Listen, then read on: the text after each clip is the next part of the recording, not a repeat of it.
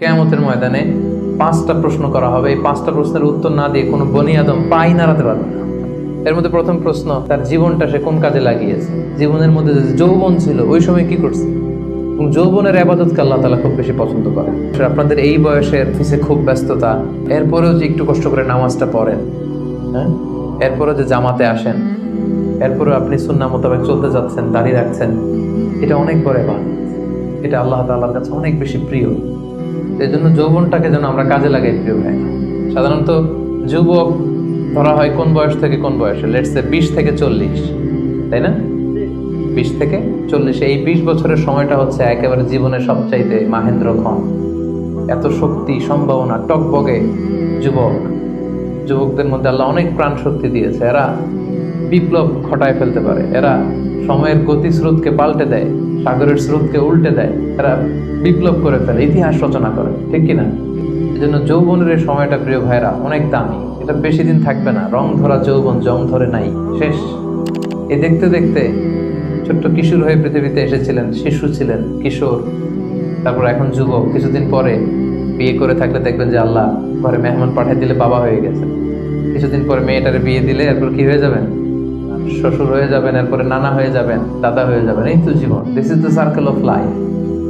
রং ধরা যৌবন জং ধরে শেষ, এটা থাকে না খুব বেশি দিন। এই জন্য এই যৌবনের এই সময়টাকে যারা আল্লাহর ইবাদতে তারা কাটিয়েছে, তাদেরকে আল্লাহ তাআলা আরশের নিচে ছায়া দিবেন। নাশা ফি ইবাদাতিল্লাহ। এবং যৌবনের ইবাদতকে আল্লাহ তাআলা খুব বেশি পছন্দ করে। ইবাদতটা অনেক ব্রড সেন্সে যদি আপনি চিন্তা করেন, অনেকে মনে করে যে শুধু নামাজ পড়া, শুধু রোজা রাখা, শুধু জিকির করা, এটাই ইবাদত। আসলে ব্যাপারটা কিন্তু এমন নয়। মানব কল্যাণে আপনি যাই করেন, আল্লাহ তাআলার আদেশ পালনে আপনি যাই করেন, সবটাই ইবাদত, ঠিক কিনা? আপনি যদি রক্ত দেন, মুমূর্ষ রোগীকে বাঁচাতে রক্তের প্রয়োজন হয় না? আপনি যদি তাকে বাঁচাতে রক্ত দেন, এটাও ইবাদত। আপনি পরিবেশকে সুন্দর রাখার জন্য গাছ লাগালেন, এটাও ইবাদত। আপনি একজন মানুষ বিপদে পড়েছে, it doesn't know what to do, আপনি তাকে কনসালটেশন করলেন, কিছু সুন্দর পরামর্শ দিলেন, গাইড করলেন যে এইটা ভুল, এইভাবে করো, এইটাতে আপনি টাইম ব্যয় করলেন, কনসালটেশন দিলেন, এটা ইবাদত। অনেকে মনে করে যে শুধু তাসবিহ, জিকির, কোরআন তেলাওয়াত এগুলোই মনে হয় ইবাদত। না, যে পথেই আল্লাহর সন্তুষ্টি, যে কাজ করলে আল্লাহ তাআলা সন্তুষ্ট হন, এই সবগুলো কাজই কিন্তু ইবাদত। তাই যৌবনের এই মুখ্যম সময়টাতে আল্লাহ তাআলার ইবাদত করে আমাদেরকে কাটাতে হবে। মা খালাকতুল জিন্না ওয়াল ইনসা ইল্লা লিয়াবুদুন। আমি মানব জাতির জিন জাতিকে কেবলই সৃষ্টি করেছি আমার ইবাদতের জন্য। এজন্য এই বয়সের, আপনাদের এই বয়সের অফিসে খুব ব্যস্ততা, এখানে খুব ব্যস্ততা, এরপরেও যে একটু কষ্ট করে নামাজটা পড়েন, হ্যাঁ, এরপরেও যে জামাতে আসেন, এরপরেও আপনি সুন্নাহ মোতাবেক চলতে যাচ্ছেন, দাঁড়িয়ে রাখছেন, এটা অনেক বড় ইবাদত। এটা আল্লাহ তাআলার কাছে অনেক বেশি প্রিয়।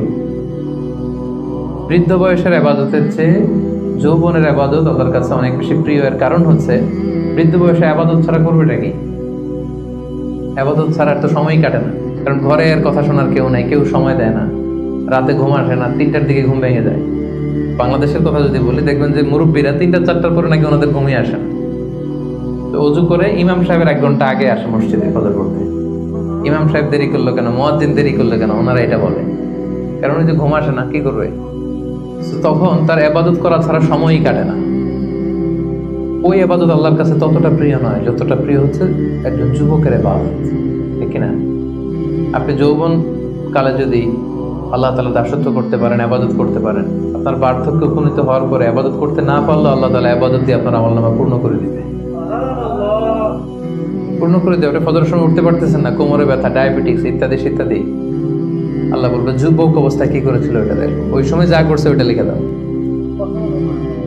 এই জন্য আল্লাহ রাসূল সাল্লাল্লাহু আলাইহি ওয়াসাল্লাম বলেছেন যে এই যৌবনটারে কাজে লাগাও। আল্লাহ রাসূল সাল্লাল্লাহু আলাইহি ওয়াসাল্লাম বলেছেন 5টা বিষয় আসার আগে 5টা জিনিসকে কাজে লাগাও। এর মধ্যে একটা হচ্ছে শাবাবাকা ক্বাবলা হারামিক, বার্ধক্য আসার আগে যৌবনকে কাজে লাগাও।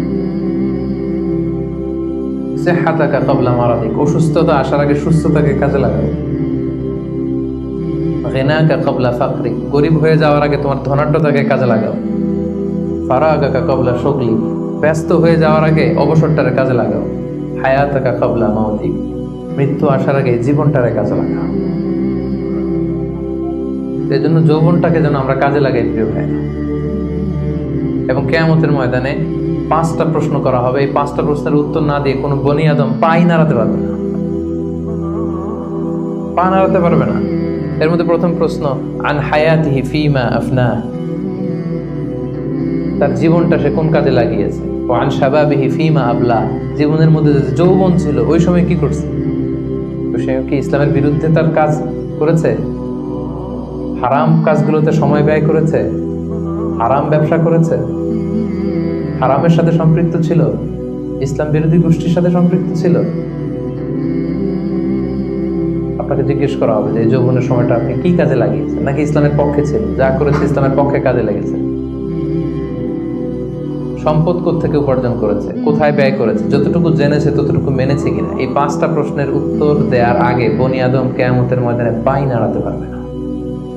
এই জন্য দ্বিতীয় শ্রেণী হচ্ছে ওয়াশাবুন নাশাআ ফি ইবাদাতিল্লাহ, এমন যুবক যে তার যৌবনকে আল্লাহর ইবাদতে কাজে লাগিয়েছে। এজন্য যৌবনটাকে যেন আমরা কাজে লাগাই। মনে থাকবে সবার, সবাই কিন্তু আপনারা যুবক, এই সময়টা পাবো না, আমরা মিস করবো কিছুদিন পরে। এই যে কুচকুচে কালো দাড়ি, আপনার কি মনে হয় আজীবন এই কালোই থাকবে? তাহলে আমাদের দাদার গুলা সাদা করলো কে? নানার গুলা সাদা করলো কে?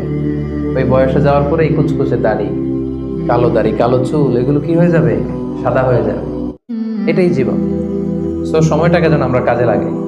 আমরা যেন অন টাইমে জামাতের সাথে সালাদগুলো যেন আদায় করি, কোনো হারাম কাজের সাথে যেন আমরা সম্পৃক্ত না হই।